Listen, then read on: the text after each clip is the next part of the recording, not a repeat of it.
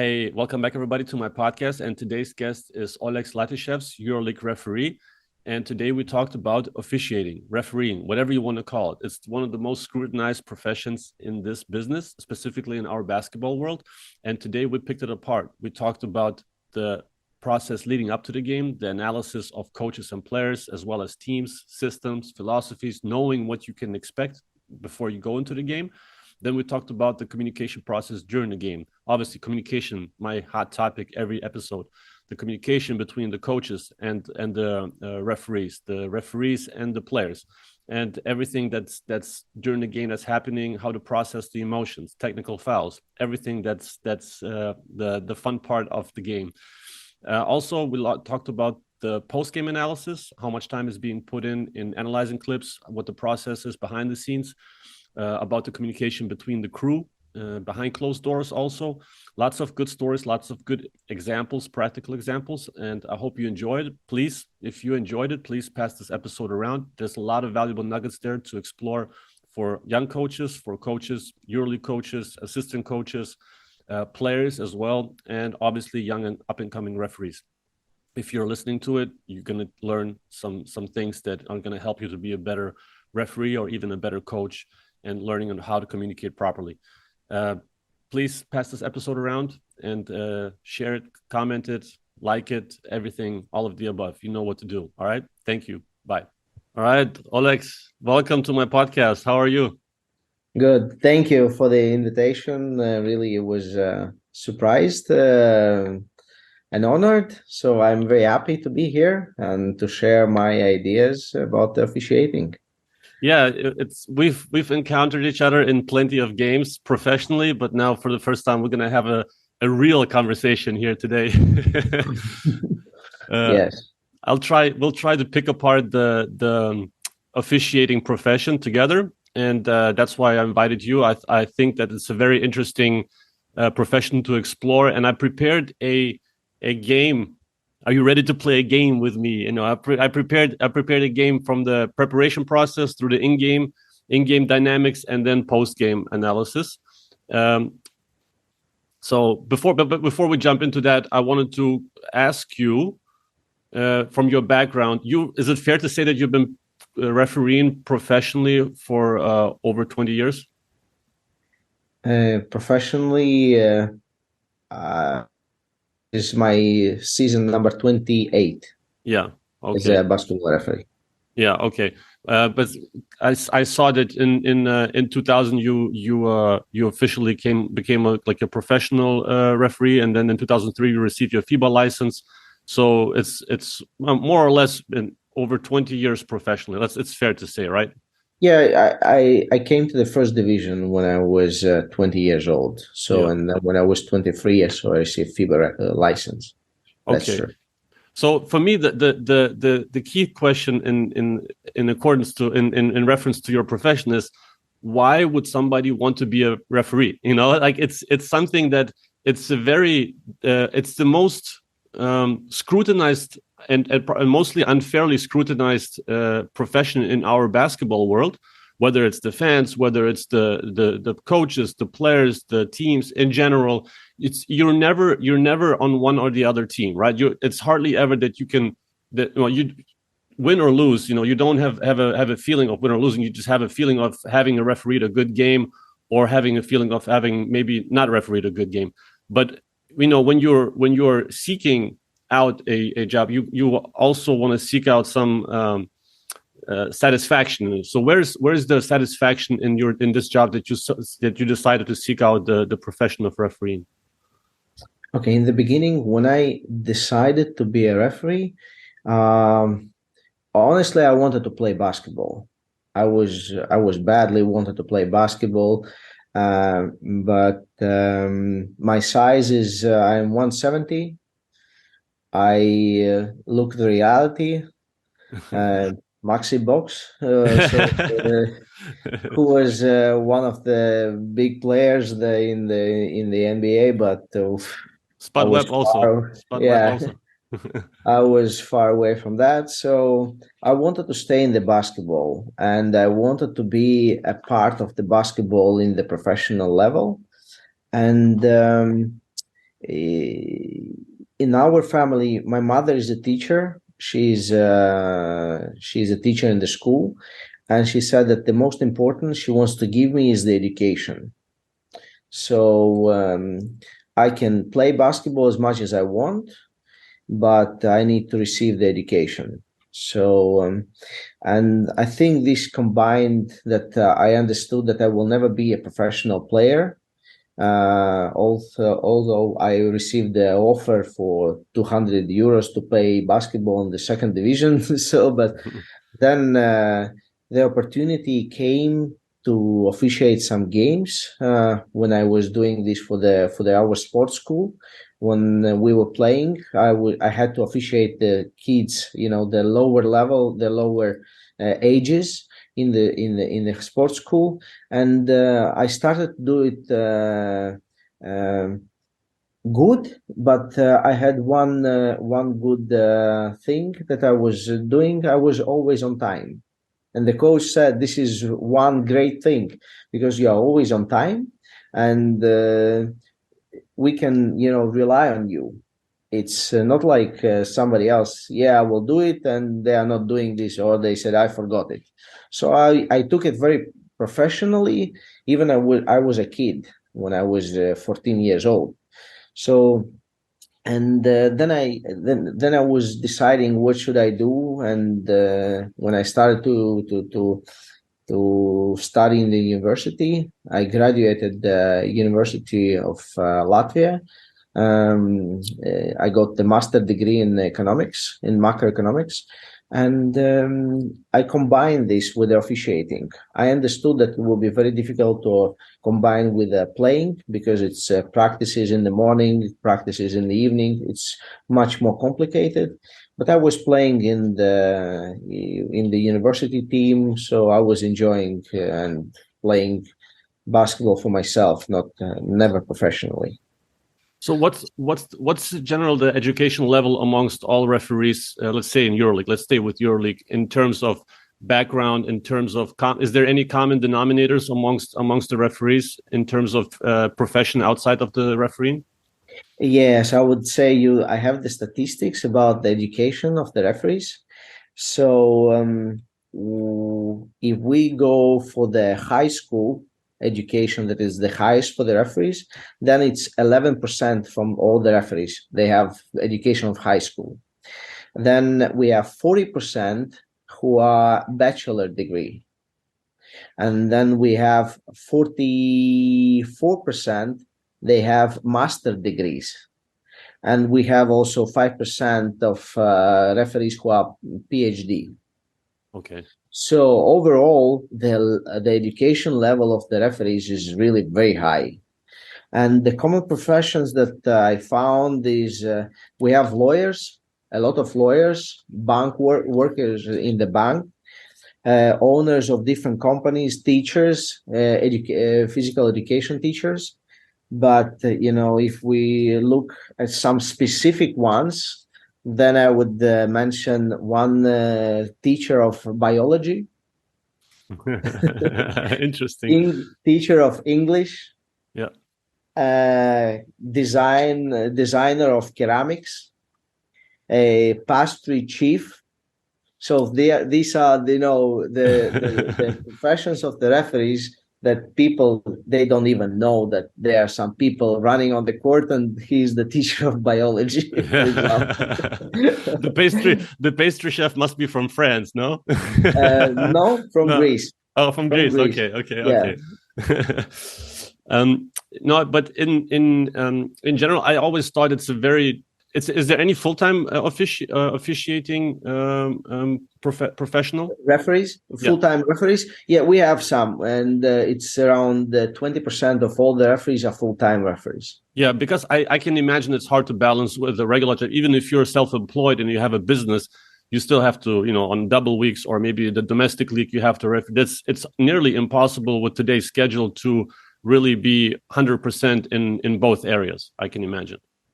It's true. It's it's impossible to find a job without good connections and to explain that, for example, I will be out, for example, for the next 34 weeks or 30 weeks.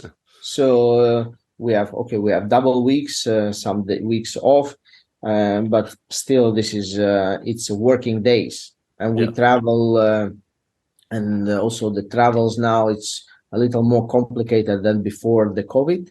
Or during the COVID, I don't speak about this, but before the COVID was easier. Now we have actually less flights, and the connections. And for example, to go to the game, you need 3 days.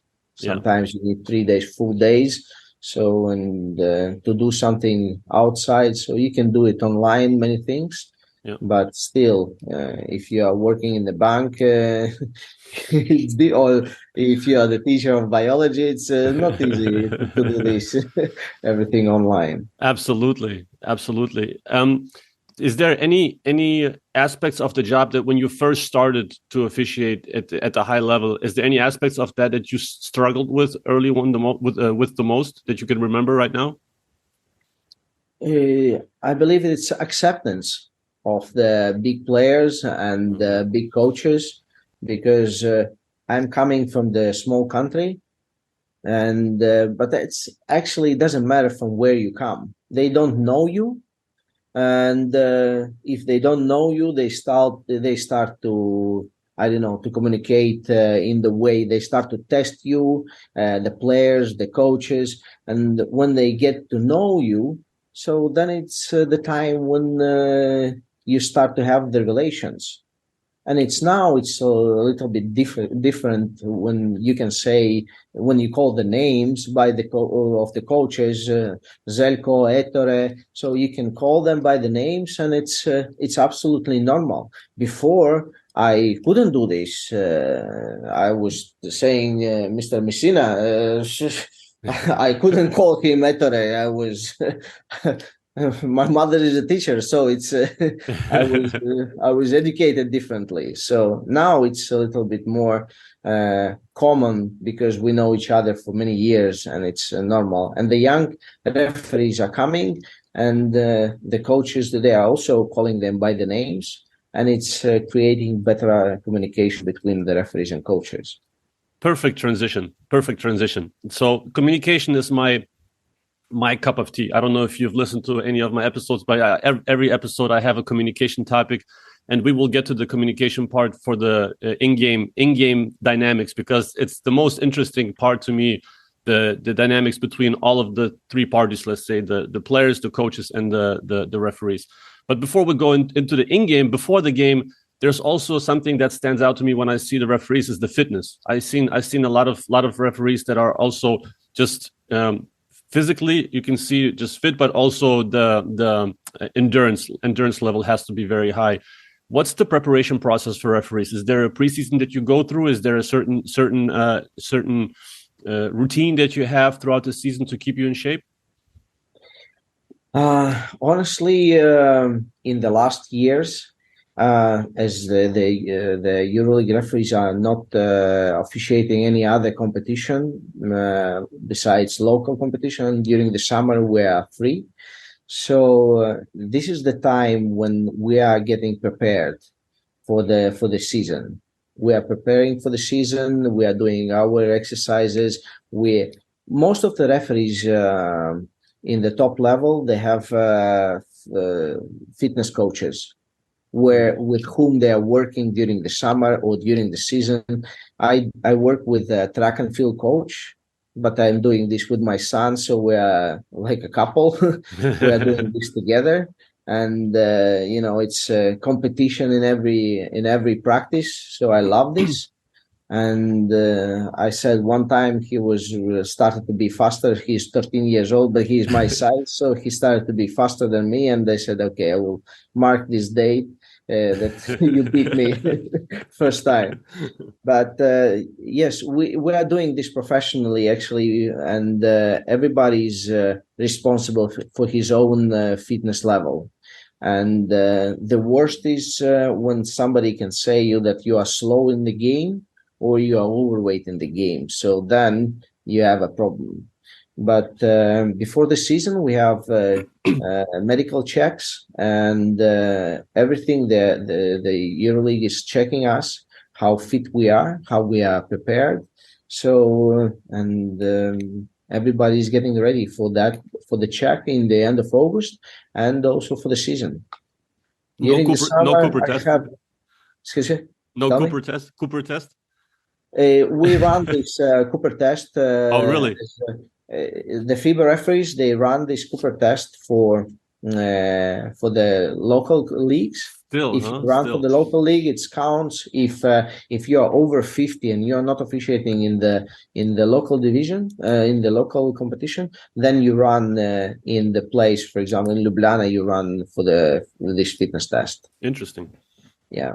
So during the summer, I'm working. I stay 1 month out of of the basketball, and then I start preparation.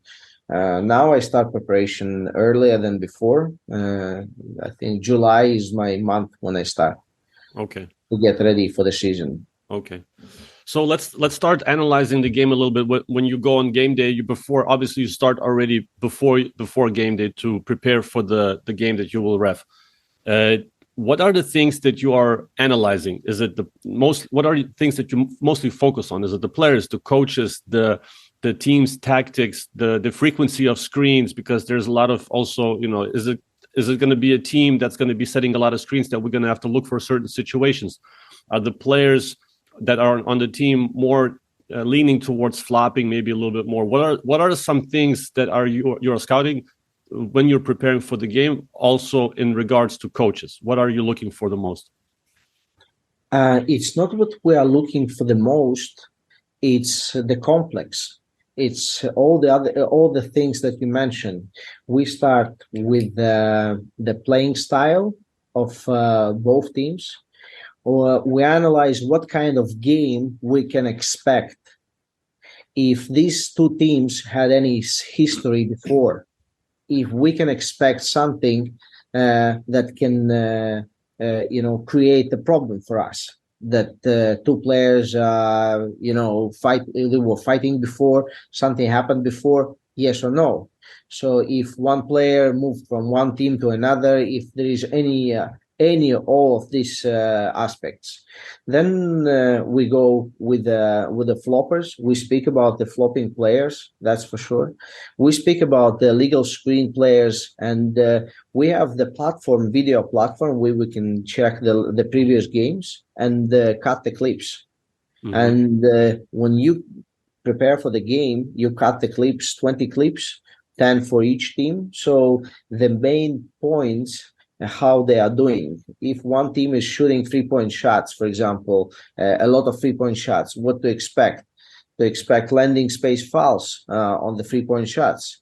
If we have some players who are tricky players who can feel the foul even in the middle of the court making the shot. So are you ready to understand that he started the active shooting? Because we have some really master players, and they are doing this, and we do it. We make mistakes because we were not ready. Mm-hmm. So, for example, I had a game before yesterday in Alba. How they play, the first 6 seconds they make the offense.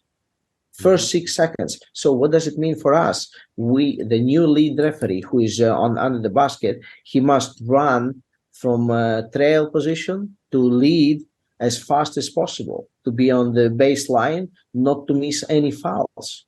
Mm-hmm. So because the team is preparing to create the fast break as fast as possible, and if the referee is late to call the foul, so why to make these transitions? So they did everything right, and the referee is late. No, we are preparing all these things for each team, because there are different teams and different styles. We speak about styles. Yes. We speak about the way how they set the screens, how they shoot. For example, Žalgiris made 18 3-point shots yesterday, attempts, and made only 3. I don't remember any game when somebody shoot only 18 3-point shots in the game. In the modern basketball, this is something really crazy. Yes. This is not normal, actually. Yeah.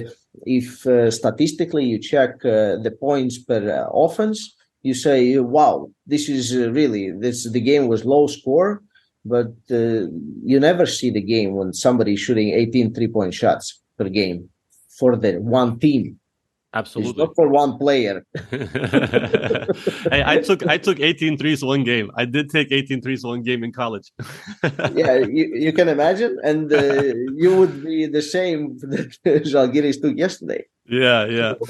But so you go ahead, finish up. Yeah, and additionally to that, we also discuss about the coaches, how if in the crew between the referees, if somebody had any experience with one of the coaches, how to communicate with the coaches, what to expect, how to not to ignore the coach, how to respond to the coach. We share all this information because there are some coaches who are hating the referee said, no, not now, I will talk to you later, or just throw the hand and saying like this.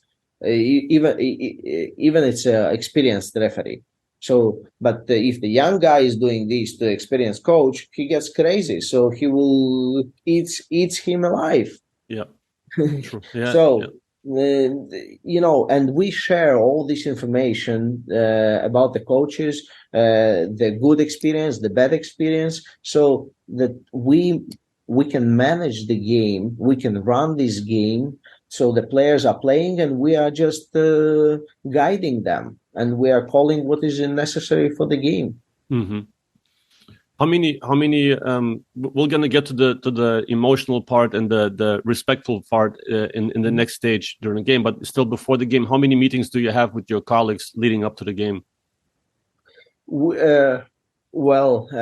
Usually we arrive in the evening the day before, and we go for the dinner, for example, together. Mm-hmm. We discuss, it's not only that you discuss basketball, it's you discuss the families, the work and everything. So you get to know the person, how you can talk to him during the game. If one person needs to be, that I can shout on him during the game, or I always need to say, hey, you are doing very good job, but please look there. Or I can say, hey, what are you doing? Yeah. Hey, wake up. So if I can say this, not to put him down, but to raise him, to wake him up. Yes. And I have seen people when the referee is saying, wake up, and he's going down, or opposite.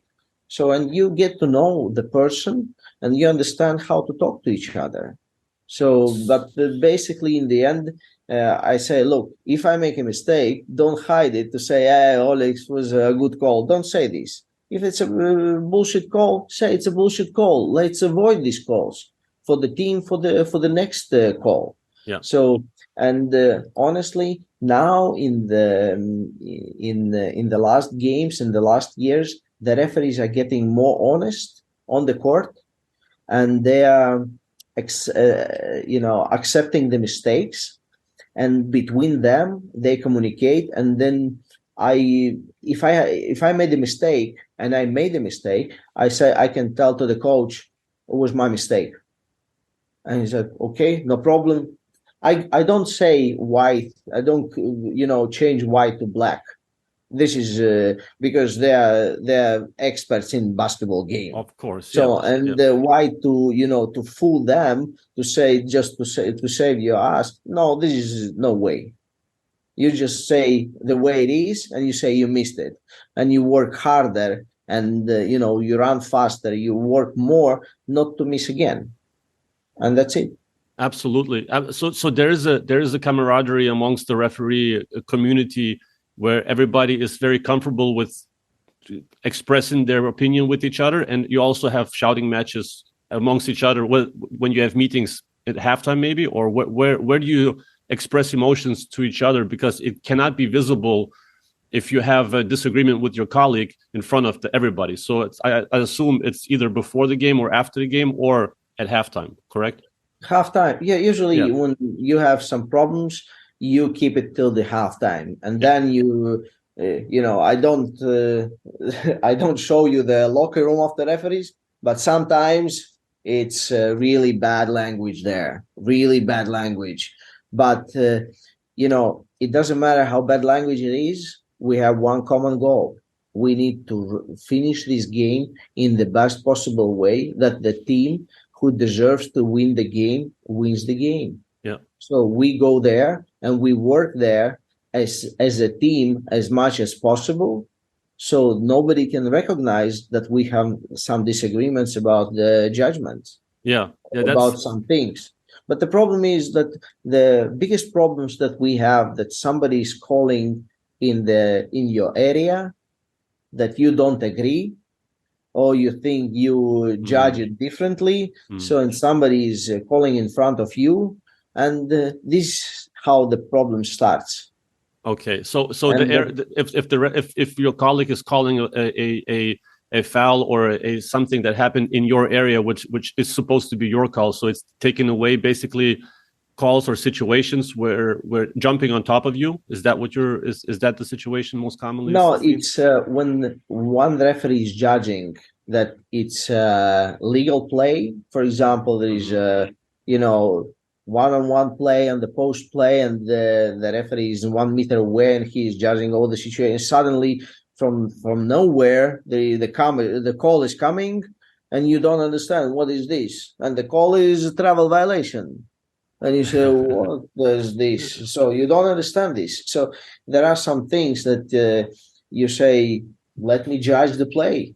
Yeah. If there is something wrong, it will be my mistake. But if you start to look around in the other areas and follow the ball, so you cannot follow the ball all the time, the mistakes are coming. Yeah. But if you follow the ball all the time, so this is not the teamwork.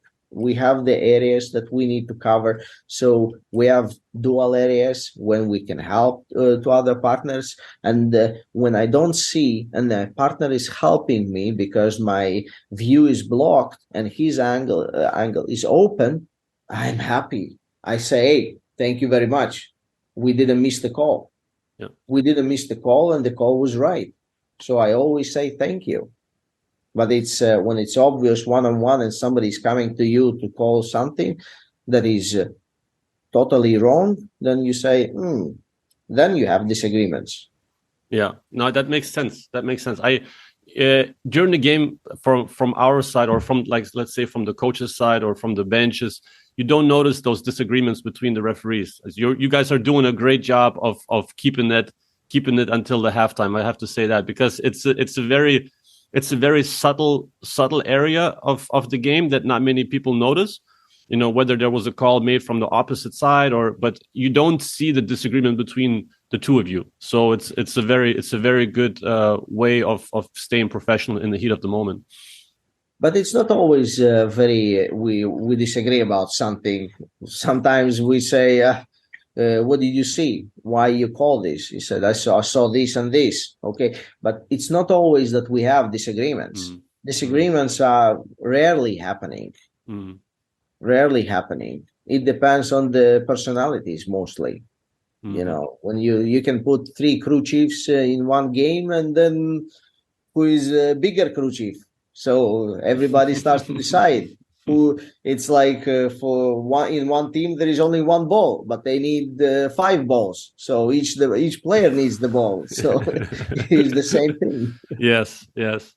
So leading up into the game, when the game starts, there's the notion of how the game is being called early on. So I was wondering of how much emphasis do you guys put, depending on how you scouted the teams, how you prepare for the philosophies, for the styles of the game, of how tight you're going to call the game. So how important are the first foul calls of the game that are indicators of how the game will be called, and if that line will be maintained throughout the game? Because you can't call every possible foul if there's if you start calling it tight from the beginning. It's going to be a very tight line, and it's going to be a long game on top of that. But it's also going to be not realistic. So what are the in the preparation and when you come into the game, which which are the indicators for you how you're going to call the game? It's I don't know. It's difficult to say what is the indicator for you. For me, indicator is the illegal action by the defender or the offensive player.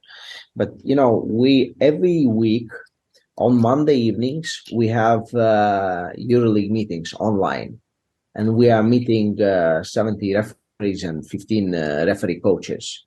We are meeting and we're discussing the previous week, what was going on, what was good calls, bad calls. We discuss and we try to find the criteria so it's not so wide, but it's narrow so that everybody is on the same page. We are going through the videos. Mm-hmm. So if we are checking, we have the problems with the illegal screens. So we see more illegal screens, and then we come to the games and we see them more clearly, and so we start calling them more. And the players, they know what they are doing wrongly, so they adapt more quicker. As the players are more smarter. The smarter player, the faster they adapt. They understand that this is not allowed. Mm-hmm. Also, the players, when you play basketball, if you see that the referee started to call hand checking, 1, 2, you start, oh, okay, good. So you start to think how I can use this in my favor. So you start to drive to the basket, so to see. But mm-hmm. when you play defense, you start to avoid the hands. So mm-hmm. It depends on the level of the smartest of the players. And indicator for us is illegal action. If we see illegal action that we judge before and during this season or the season before, and we see the videos, Monday videos, the preseason videos, and we see this illegal action, we start calling them immediately. Mm-hmm. For example, if there is Alba is playing, tap, first ball, pass, and the players under the basket, and there is a foul. If you miss this, you are in trouble all game. Yeah, that's if you miss the first foul, you are in trouble all the game. So no way you survive. Yeah, that was my initial thought of how important it is that the first moments to see, okay, this I can do this from this point on now every time, or I cannot do it every time. Yeah.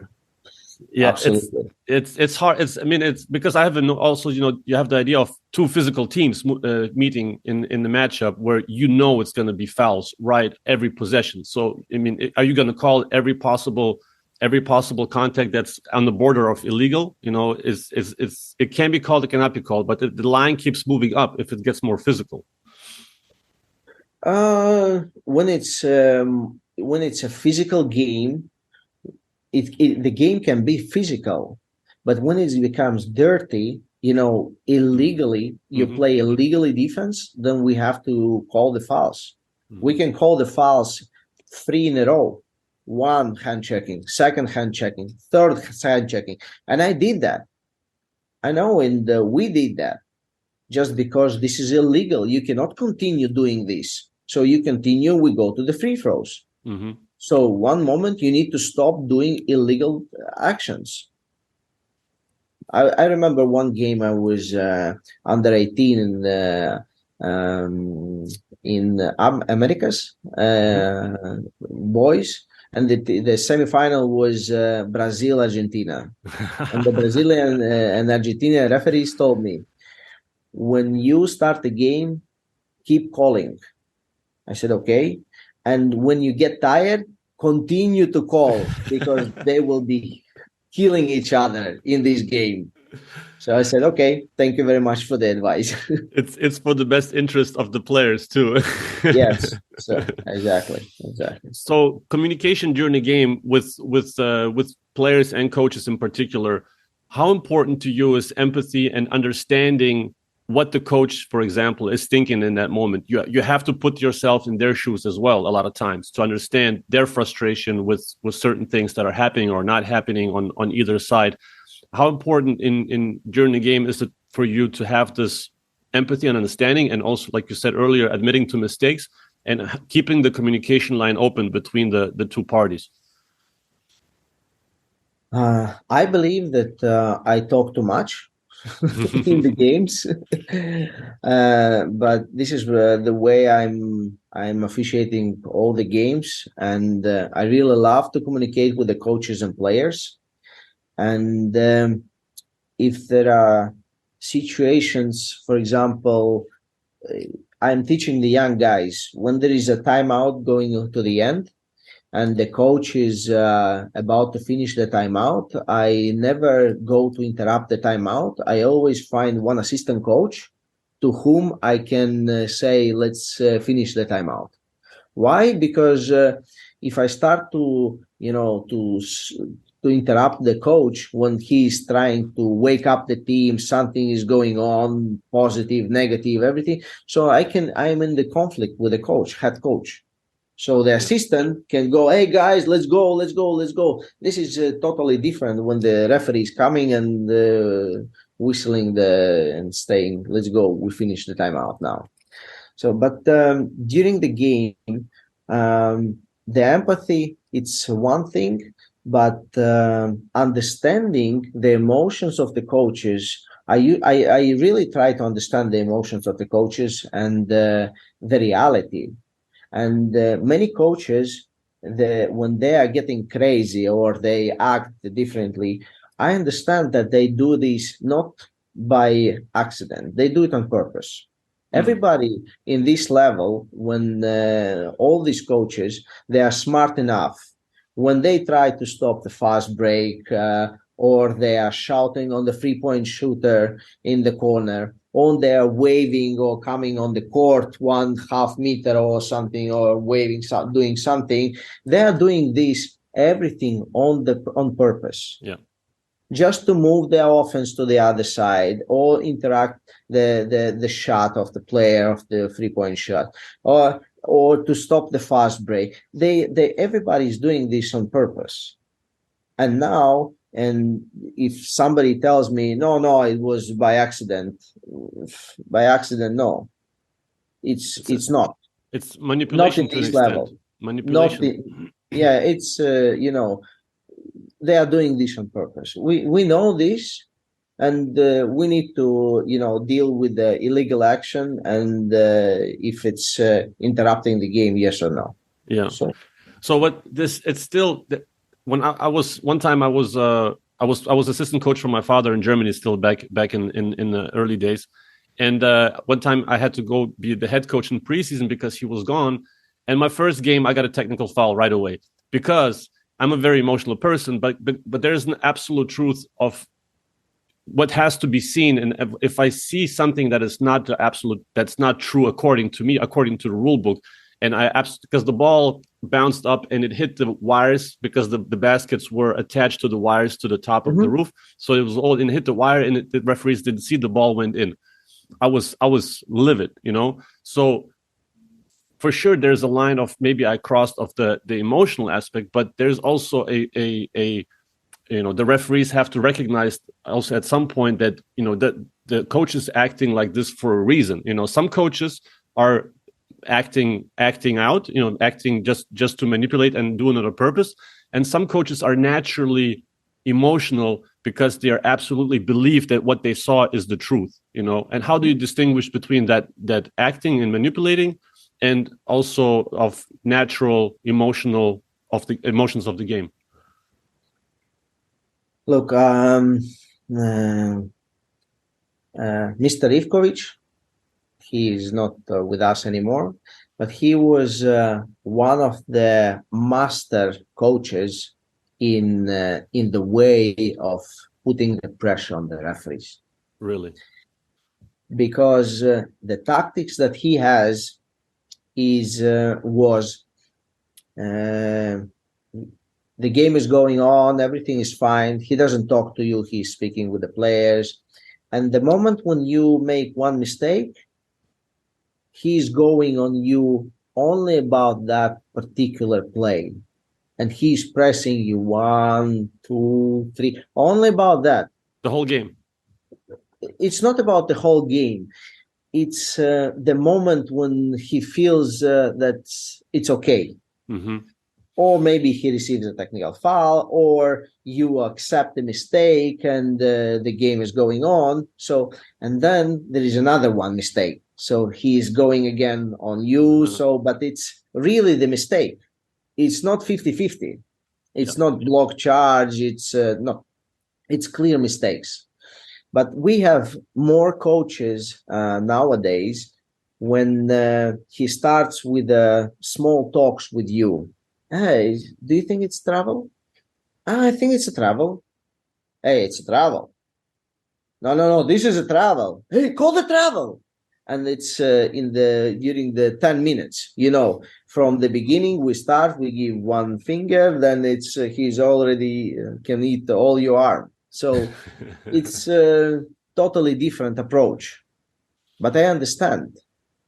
And once in my life, I asked the coach if I can tell him any advice to give. And she said, yes, please. Why? I said, if you would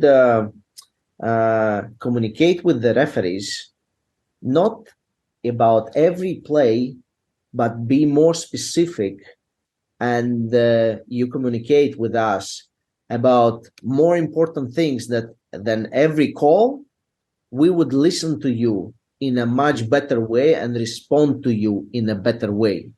Because when somebody is asking you every call, what you do? You put a wall and you don't talk. Or you give a technical foul. If he continues, you give a second one and you send him out. But, I don't like to send coaches out to sometimes they cannot stop. And we usually try to stop that, to send them out with the second technical foul. But there are some tactics from the coaches just to go out because the team doesn't play. And it's the way how they say, okay, maybe I should go out to put the pressure on the referees more. Mm-hmm. And the assistant is there. He knows exactly what to do with the players. Or maybe the team doesn't play. The team doesn't play at all. So they put the pressure also on the team. Absolutely. Through the referees. Yes. I can guarantee that. I can guarantee that for sure. It's true. And, when I meet the coaches, any coaches, EuroLeague coaches in the outside the basketball, for example, we meet in the airport, they are amazing people. Believe me, we can talk about families, holidays, how is going on, the life and everything, the kids, and what you do besides the job, and, some problematic players and that they deal in the team. Once one coach told me, I have 15 millionaires in the team. How I deal with them? So they come and one is doesn't get the ball in the practice and he goes and sits on the bench. And he said, I don't practice. I don't like because I don't get the ball. He doesn't give me the ball. I sit. And he's sitting all the practice. So he said, I'm the psychologist, so I need to work with them. It's with these kids. They are more crazy than the kids because everybody wants to play 30 minutes, 25 minimum. When there are 15 people, I need to cut 3 to say, no, you are out because I will put you next game. You are more important for the next game, but this game you will be out. So this is what we discuss with them. Sometimes they ask the rules questions, some about the rules. This situation, how, and they ask how to ask the coach challenge, which moment is the best, when we can do this, when we cannot do this, we discuss these things, but they are absolutely normal people. It's not, there is no offense, nothing. Really, I can shake the hand of all the coaches in the EuroLeague and EuroCup and no problem, really. It's like a normal basketball community. Yeah. It's just that during the process of the game, the psychological warfare that's going on, because everybody's basically fighting for survival, and and you guys are there in the middle to try to separate the pieces and to put everything in place, because like you said, the coaches are trying to put pressure on the referees, sometimes on the team, sometimes, and using different tactics to do it through psychological warfare. But we talked about the communication aspect, the empathy aspect, the importance of admitting to mistakes also from both sides, not only the referees. I think that the coaches can also admit sometimes that they were wrong on complaining on some different things as well. But they also, do this. yeah, and I think it needs to be addressed also that everybody has to admit, also the players at some point, like maybe, okay, I was wrong on this one, and it shows just the authenticism of the game. You have to stay authentic to who you are and what happened, and stay honest. And I think that honesty at the end gets respected by all parties. But you also, as not you in particular, but you as referees, have to also control your emotions in so many different ways. And I wanted to talk about a little bit about in the heat of the moment, of how to control the emotions to keep everything in perspective, in accordance to verbal and nonverbal communication. So how do you portray yourself in certain situations to calm everybody down, to calm the situation down? I think it's also done purposely in order to take the air out of the balloon and to flatten out a little bit the emotions. We have a lot of emotional referees we can go, but in the one thing I learned from the experienced referees, that if something is going on, don't show anything emotionally, stay calm. And then the best way is to come and communicate between us. So if there is a heated moment and we need to decide something, we can come together and discuss what is important for the game. The other thing that is a very big benefit for us is the IRS, so that we can go and check on the video what was the problem between the players, something, out of bounds in the end of the game, goaltending, many things that really saves the game and helps us a lot. Because it's really difficult to see everything or decide, was it on time or not? Was it on time for the shot clock or not? Because if you think it was 50-50, I can guarantee you that on video it will be out of time. So this is experience that I have watched this 100 times, different games. But in the game, when you feel that something is wrong, make sure that you can check this, you can communicate with the players, and do everything possible in the game that you save this game, that you are officiating in the way that everybody understands. Yeah, so for me in general, the way I view high level officiating, because there's a lot of aspects and details, and it's all comes together during the game. But to me, high level officiating, when I see it, is when the referees, I can see that they're prepared in anticipating the action of what's going to happen by preparing for the games, for the teams, for the philosophy. They know what's coming without anticipating the call, because a lot of times you see that there's a call being made already as the action is happening, because they just know that there's supposed to be a foul in this moment and there wasn't a foul, or a travel or something. But you have to be able to anticipate what's going to happen next. Just as a player, also high level players, they anticipate how the defenses are going to shift and which pass is going to be open and how they can manipulate. I think that the high level officials also anticipate of which action is going to happen next, what the defense is going to do, what the offense is going to do, how they're going to position themselves without anticipating the call. Would you say that this is the accurate description?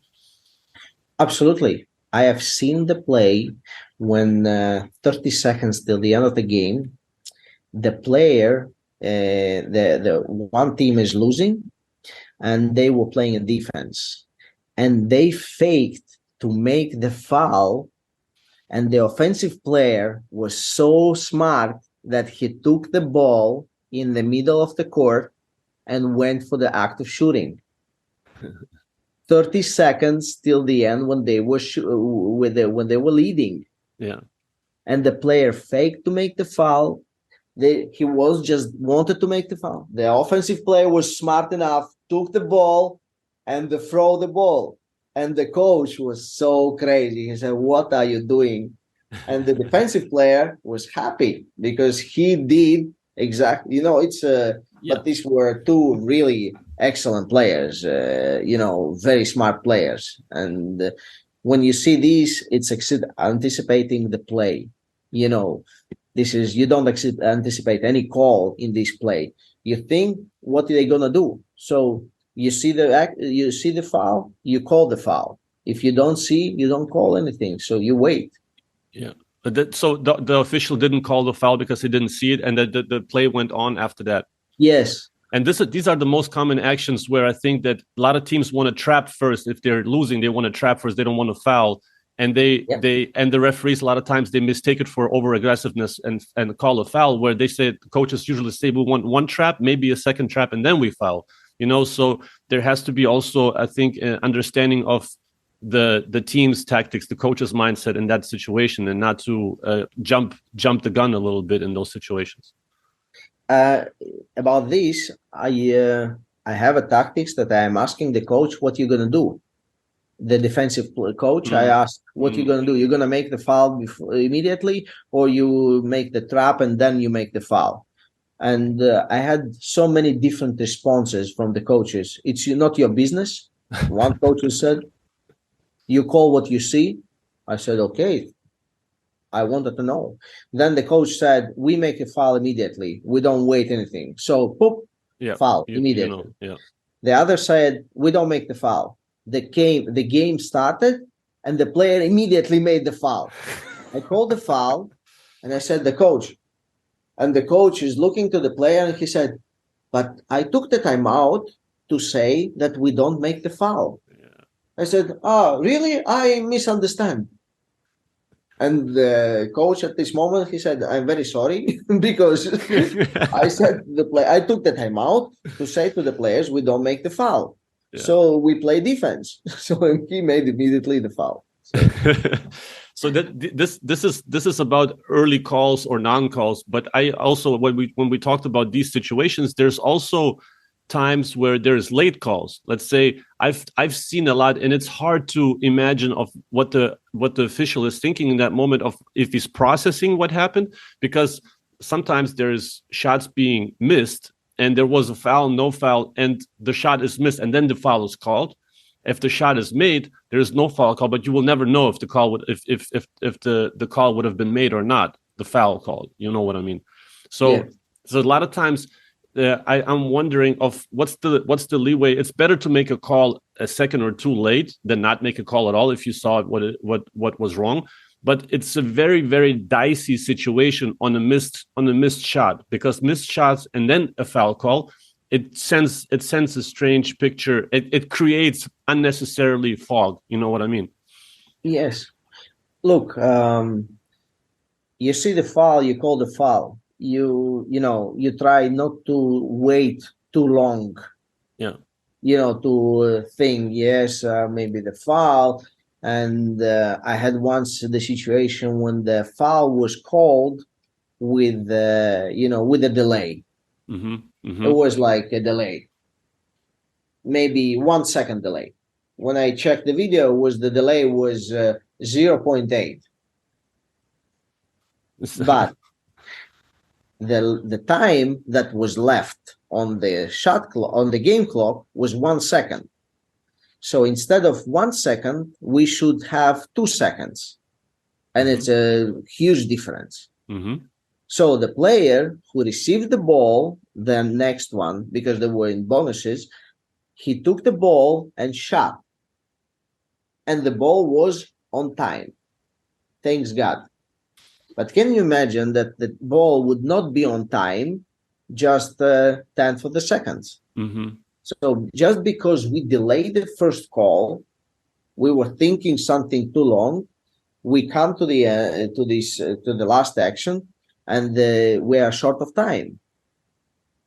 But maybe in the future we will be able to check the clocks and all these things. But it's also the understanding of that we are natural, we are people, we are humans. We cannot be robots that can say beep, foul, beep, foul. We always delay the fouls. If you check the videos by the 10th of the seconds, we always delay the fouls because this is normal. You see the foul, you proceed, and you make the call. So it's 0-3, 0-2, 0-4, 0-5. You think sometime, but this is absolutely normal. And when you make the call, the signal goes, so it's another 10th of a second. Yep. So it's not easy. Yeah, it's not easy. It's not easy. I can only imagine. Trust me, I wouldn't want to be in your skin. I give you that. I mean, the head coach's job is difficult in other regards, but the referee job is just as difficult, just in other aspects. Moving to the post game analysis. How much time do you spend analyzing the game that you watched? Do you watch it right away, or do you pull the clips the next day that you felt like you wanted to rewatch, particularly that you remembered from the night before? Is this something that you discuss? Like you said, every Monday you discuss with all the crews together certain aspects, but just in particular the game that you officiated, how much analysis do you put in rewatching the game and analyzing the clips with your colleagues? We watch all the games after you officiate the game. You watch the game, but it's not immediately. We don't do immediately watching the game. Yeah. If there were some big situations, we can check immediately. So really important things. But in all the games in the EuroLeague, we have the referee coaches who are with us, who are watching the game, observing our work, just our work, and analyzing that, and telling us what we can do better, what was the mistakes, which aspect was covered, which was not, and how to avoid this in the future. And with them, we learn many things. So with the referee coaches, because they are more experienced than all of the referees. So there are different also referee coaches tactics, how they present us this their knowledge. Some of them are sending the clips. For example, the game is over and you receive 30 video clips of the plays immediately. So it's in your email already, 30 video clips. Some of them are sending the next day when they review the game again. And they say, okay, I mentioned this play, I checked the play, no, I was wrong, or you were wrong, so this is the play that you need to check. So sometimes we have some Zoom meeting with all the officials to discuss the plays that were good or bad, or we have a longer discussion in the evening after the game. So it's about 1-2 hours we can speak about the game after we finish.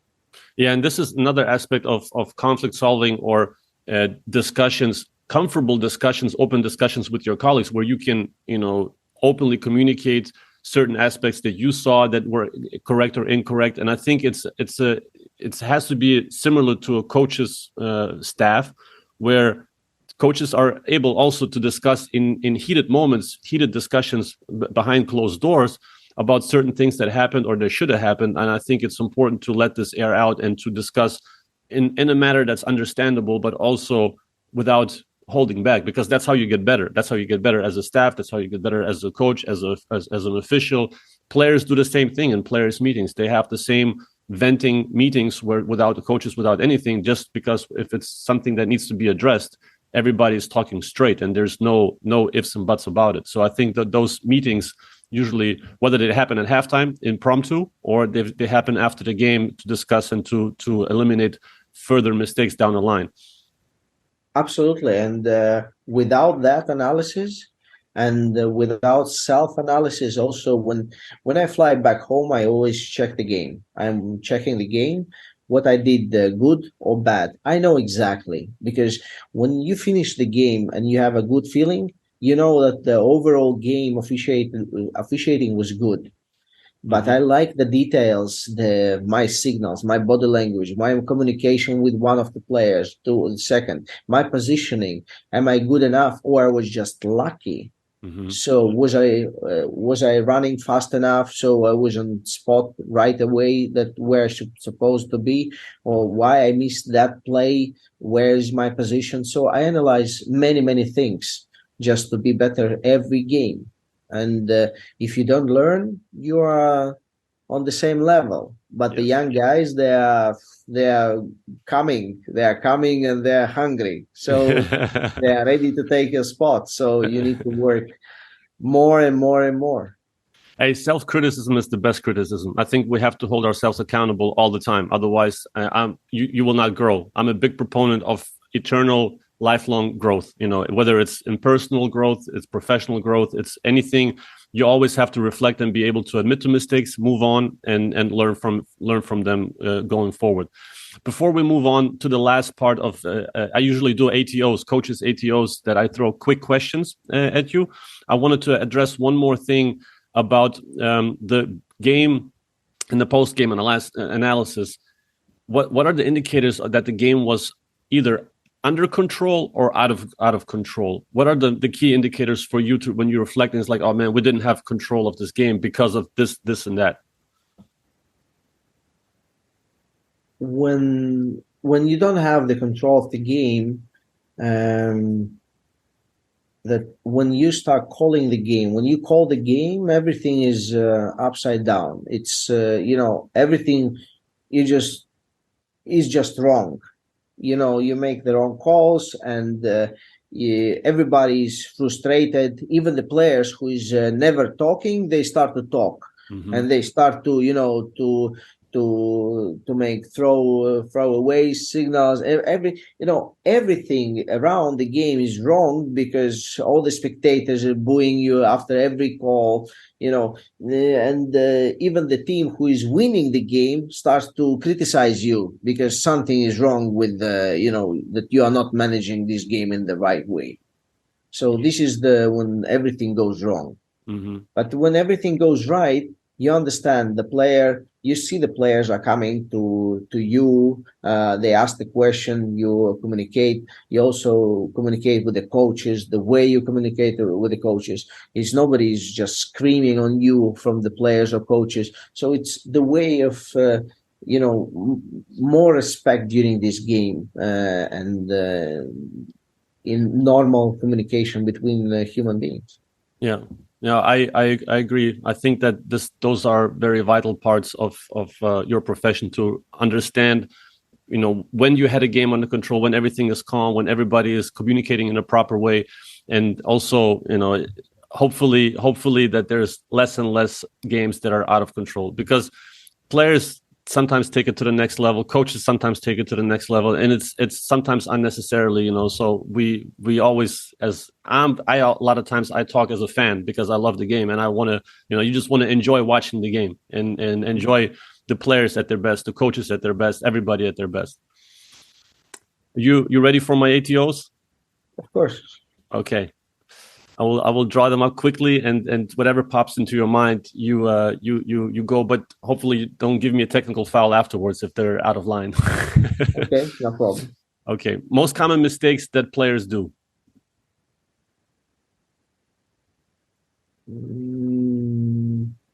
Missing the free throws. Most common mistakes that coaches do or make. I think grammatically, it's probably make. Most common mistakes that coaches make.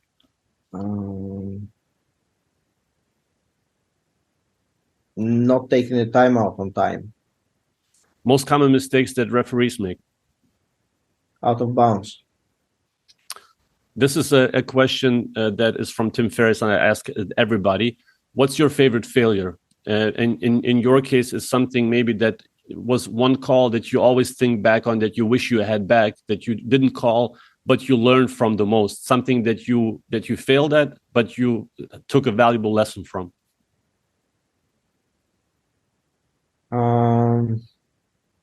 Yes, I respected the coach more than myself once, and I didn't give a technical foul. And after that, I said that I will never do this again, that I respect myself more. And after that, when I met this coach again, I believe that my body language and everything was the message was sent, and we never had such behavior from his side ever in any game. And that I learned from this that I need to respect myself better than anyone else. Very good. After 23 years, maybe it's more I've learned of officiating. What do you still find hard in this profession? What is still hard to do? It's still hard to call the right out of bounds. Sometimes it's not possible. Every time we make these mistakes, and yeah, I believe this is the hardest thing. Okay, for the referees also to make the right jump ball. In the Euroleague, we have more the jump balls, so we need to practice to make them better and better. What are the most technical fouls you called in a game? I don't know. 2, 3. I don't know. Okay. One daily habit that impacts your life the most?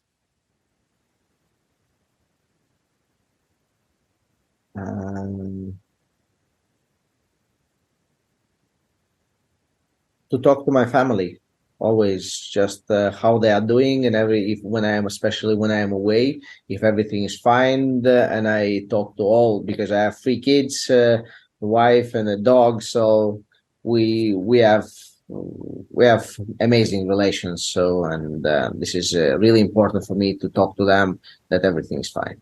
Beautiful. One game day habit that you can't skip and you can't go without?